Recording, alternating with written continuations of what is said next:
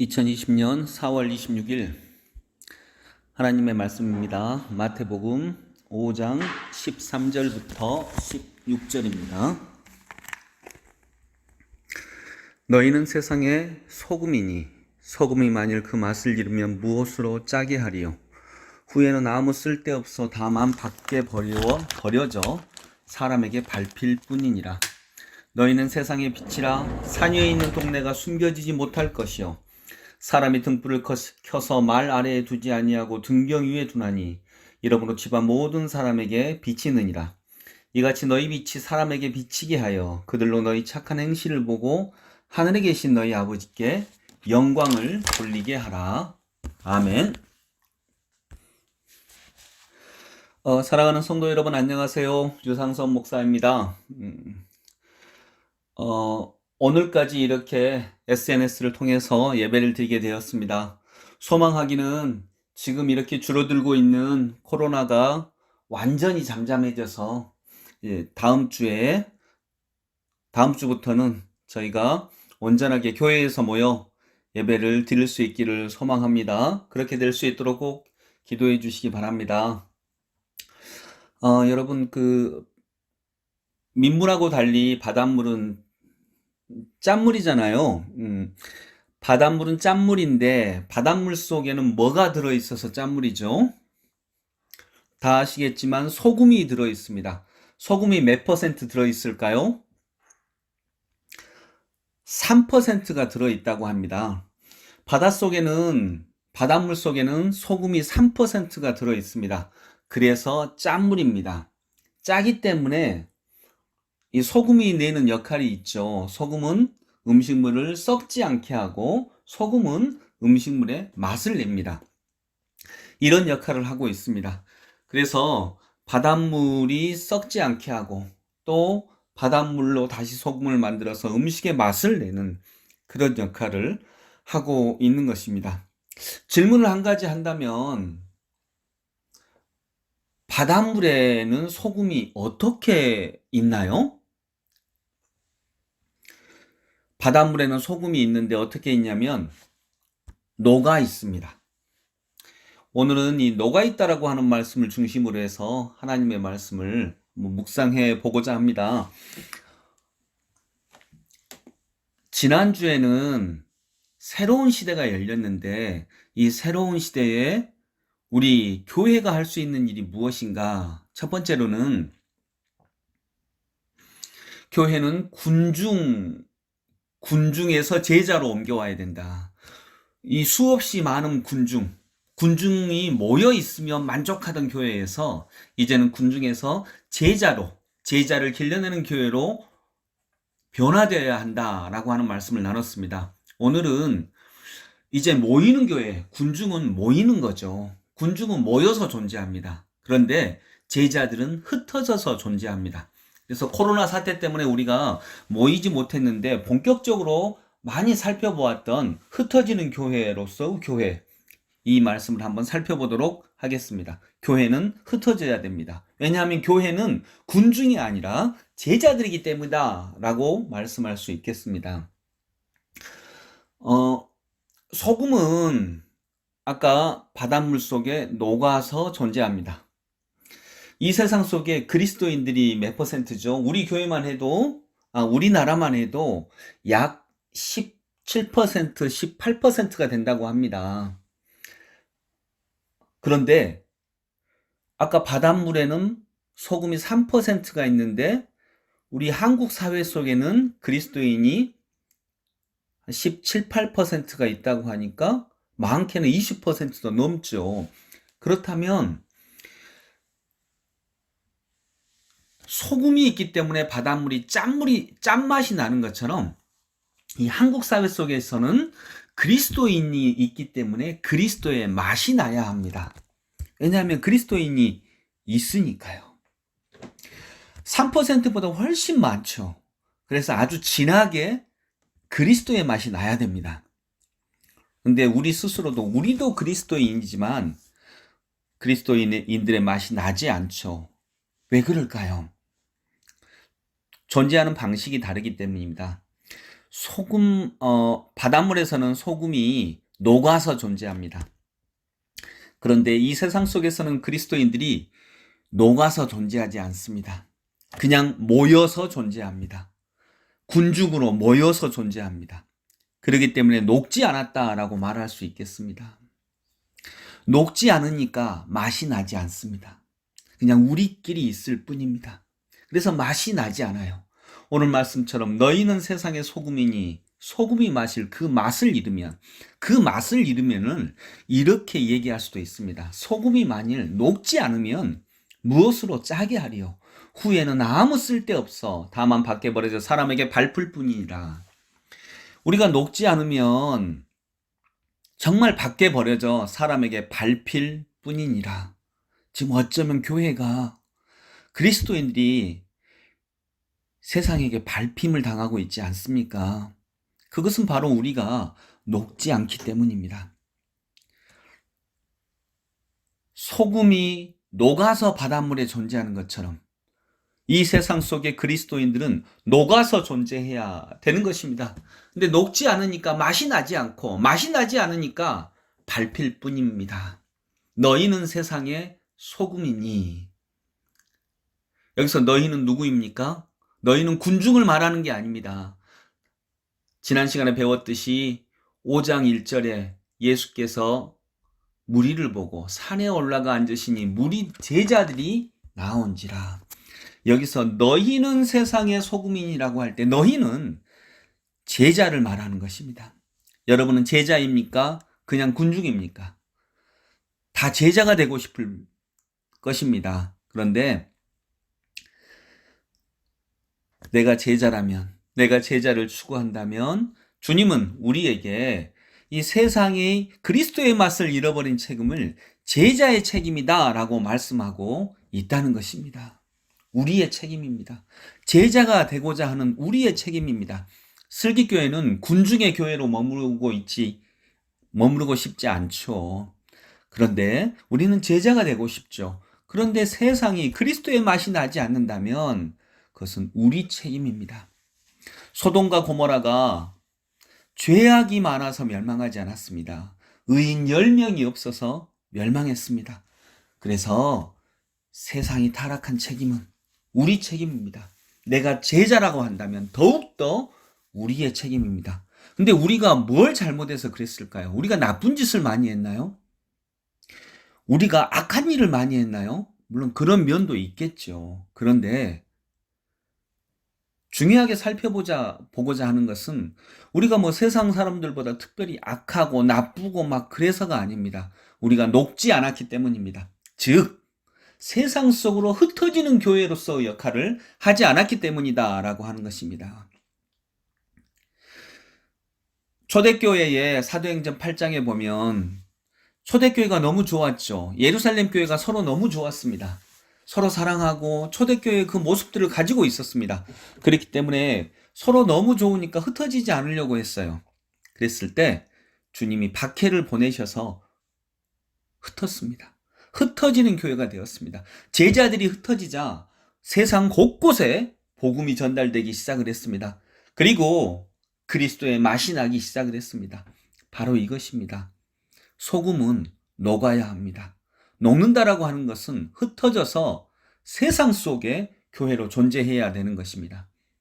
군중으로 모일 때는 대단한 것 같습니다. 10만 명 모이면 대단할 것 같습니다. 엄청난 일을 할 것 같습니다. 그런데 흩어져서 각자의 삶의 현장에서 각자 가정의 현장 속에서 우리는 너무나 초라하게 있는 것입니다. 즉 개인이 그리스도인으로서 역할을 감당해야 되는 것입니다. 녹아져서 흩어져서 그 역할을 감당해야 되는 것입니다. 녹아지는 건 없어지는 것입니다. 녹아야 바닷물 속에 소금이 존재하는데 녹아지는 것은 없어지는 것입니다. 그런데 절대 없어지지 않으려 합니다. 흩어지지 않으려 합니다. 바닷물은 소금이 없어져서 있는 것입니다. 녹아서 있는 것이죠. 그것은 없어져서 있는 것입니다. 즉 그것을 이렇게 표현합니다. 없음으로 있는 것입니다. 없음으로 있는 것. 이것을 실존한다라고도 얘기하고 있습니다. 없음으로 있음, 없이 있음. 없이 있음, 이것의 이런 존재의 특징이 뭡니까? 없음으로 있으니까 없앨 수가 없습니다. 없애버릴 수가 없습니다. 즉 영생합니다. 없앨 수 없어요. 예수님은 우리 속에 녹아있기 때문에 없앨 수 없습니다. 소금은 바닷물 속에 녹은 형태로 존재하기 때문에 없앨 수가 없습니다. 없앨 수가 없어요. 그리스도인들도 교회 안에서만 존재하면 없앨 수 있습니다. 그런데 그리스도인들이 그리스도의 정신을 가지고 빛을 가지고 세상 속으로 녹아 들어가면 이건 없앨 수가 없는 것입니다. 영존합니다. 영생합니다. 없앨 수 없는 존재가 되는 것입니다. 그런데 그리스도인들이 교회 안에서만 그리스도인이에요. 그러면 금방 없어지는 것입니다. 오히려 주님이 다만 밖에 버려져 밟힐 뿐이니라 이렇게 말씀하실 만큼요. 사랑하는 성도 여러분, 우리 그리스도인들이 세상에 흩어져서 존재할 수 있기를 원합니다. 그것이 없음으로 있는 것입니다. 흩어져서 존재하는 각각의 교회가 될 수 있기를 원합니다. 몇만 명 모여서 예배드렸다.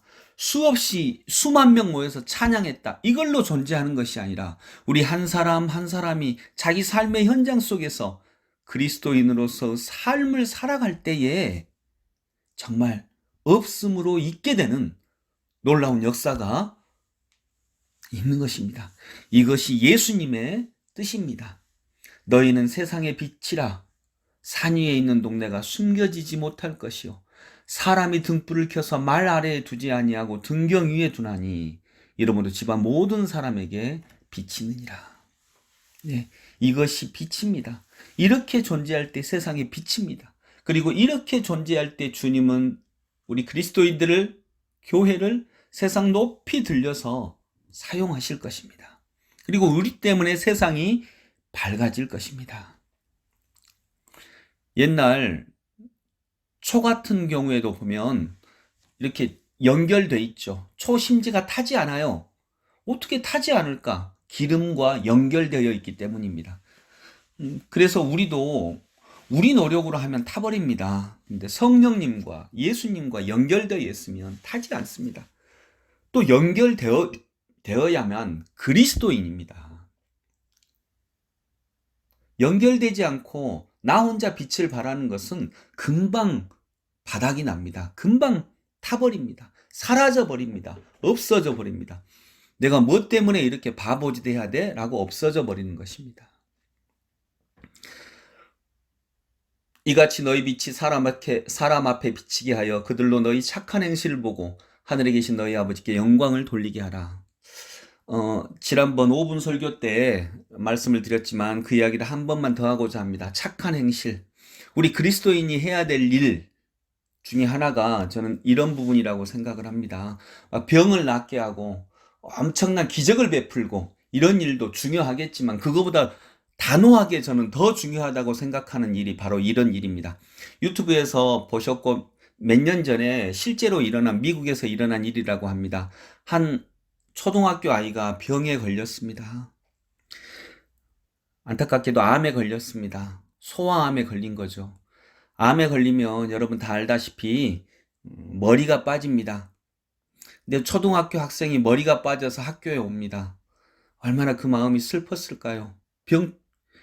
암투병도 힘든데. 근데 학생 수가 많으니까 자기만 아이들은 이 아이가 병에 걸려서 이런 줄 아는데 다른 반 아이들, 다른 학년 아이들은 모릅니다. 그리고 놀립니다. 그게 너무 안타깝습니다. 암투병을 하는 아이가 있는 것도 아픈데 또 친구들이 놀리고 또 말로 놀릴 뿐만 아니라 수군대고 그런 눈빛들. 담임선생님이 너무 그것이 안타까웠습니다. 그래서 이 아이가 학교 오면 많이 울기도 하고 반에 와서 친구들이 위로도 해주지만 울기도 합니다. 서럽고 힘들고 아프고. 근데 어느 날 이 암투병이어서 머리가 없는 친구가 반에 가보고 깜짝 놀랐습니다. 선생님하고 친구들이 모두 삭발을 하고 나타난 것입니다. 그 친구의 마음이 어땠을까요? 그 암투병했던 친구의 마음은 여기서 얼마나 따뜻함, 사랑을 얻었을까요? 또 머리를 삭발했던 그 선생님과 그 친구들은 멀쩡한 자기 머리를 삭발하면서 또 어떤 마음이 들었을까요? 저는 기독교가 해야 되는 일이 바로 이 일이라고 생각을 합니다. 머리를 삭발한다고 해서 암투병하고 있는 친구의 병이 낫지 않습니다. 암투병하고 있는 친구의 머리가 나지 않습니다. 어떤 사람들은 이렇게 얘기할 것입니다. 뭐하러 그런 쓸데없는 짓을 해? 그거 한다고 이 아이 머리가 나기라도 해? 이 아이가 병에서 나서? 여러분, 그런데 세상에서 중요한 것은 그것만이 아닙니다. 이 아이가 얻었을 희망, 소망, 따뜻함, 이 세상은 얼마나 아름다운 곳인지에 대한 통찰, 그리고 머리를 깎았으면서 일어났을 그 반 친구들에게 있을, 그리고 담임선생님이 일어날 사랑의 마음, 이런 것들이 정말 귀한 것입니다. 병 낫는 것, 어쩌면 이런 것보다 훨씬 더 많은 사람이 참여할 수 있는 하나님의 뜻이 바로 이런 일들입니다. 저는 이런 일들이 기독교가 해야 될 일이다라고 믿습니다. 이게 착한 행실입니다. 기적과 같은 행실이 아니라 착한 행실입니다. 여러분, 착하다고 해서 구원받는 거 아닙니다. 구원은 예수를 믿어야 받습니다. 그러나 착한 행실은 나는 아니지만 내 옆에 친구들, 아직 예수님을 모르고 있는 친구들을 구원받게 하는 길이 됩니다. 착하다가 구원받지는 않습니다. 그러나 착한 행실을 통해서 세상 사람들에게 구원을 선물해 줄 수 있는 통로가 되기 때문에 착한 행실이 그만큼 중요한 것입니다. 네가 믿는 예수, 나도 한번 믿어보자 라고 하는 마음을 불러일으키기 때문에 착한 행실은 구원에 굉장히 중요한 방법이 되는 것입니다. 말씀을 맺습니다, 여러분. 제가 지금 말씀을 전하고 있죠. 말씀입니다. 말씀. 말은 쓰여져야 됩니다. 말이 쓰여지기 때문에 말씀입니다. 아무리 좋은 말도 쓰여지지 않으면 말씀이 되지 않습니다. 그래서 말은 쓰여져야 비로소 말씀이 됩니다. 그래서 저도 우리 교회에 이렇게 말씀할 때 우리가 말씀을 꼭 적용해야 된다라고 말을 하는데, 말씀 적용해야 된다라고 할 때 적용이란 말을 쓸 필요도 없습니다. 왜냐하면 씀이라고 하는 이 한 글자에 적용이라고 하는 의미가 들어있기 때문입니다. 그래서 앞으로 우리 교회에서는 말씀을 말 더하기 씀 이렇게 쓰려고 합니다. 그 안에는 말이 쓰여지는 것, 정말 성경이 쓰여지는 것, 그 의미가 그대로 다 들어있기 때문입니다. 그래야, 말이 쓰여져야 너희는 세상의 소금이니 너희는 세상의 빛이라, 이것이 그대로 실현되는 것입니다. 사랑하는 성도 여러분, 다음 주에 만나기를 소망하면서 또 한 주간 동안 이 말씀을 되뇌이며 묵상하지만 궁극적으로는 되뇌이고 묵상할 뿐만 아니라 이 말씀이 쓰여지는 놀랍고 귀한 은혜가 있기를 원합니다. 말씀이 되기를 원합니다. 기도하겠습니다. 아버지 하나님, 말이 울려 퍼질 뿐만 아니라 그 말이 쓰임받기를 원합니다. 그래서 말 더하기 씀이 되게 하여 주옵소서. 우리는 이 세상 속에 흩어져서 존재하고 녹아서 존재하므로 온 세상이 그리스도의 맛을 내는 그리스도의 세상, 성서 한국의 세상이 되게 하여 주옵소서. 녹아서 존재하는 것, 즉 없음으로 존재하는 것은 없앨 수가 없습니다. 그래서 실존이며 그래서 영생입니다. 그리스도께서 영원하시기를 소망합니다. 그리스도께서 영원하신데 우리를 통하여서 영원하시기를, 그러한 일을 감당하는 흩어지는 교회가 되기를 소망합니다. 예수 그리스도 이름으로 기도드립니다. 아멘.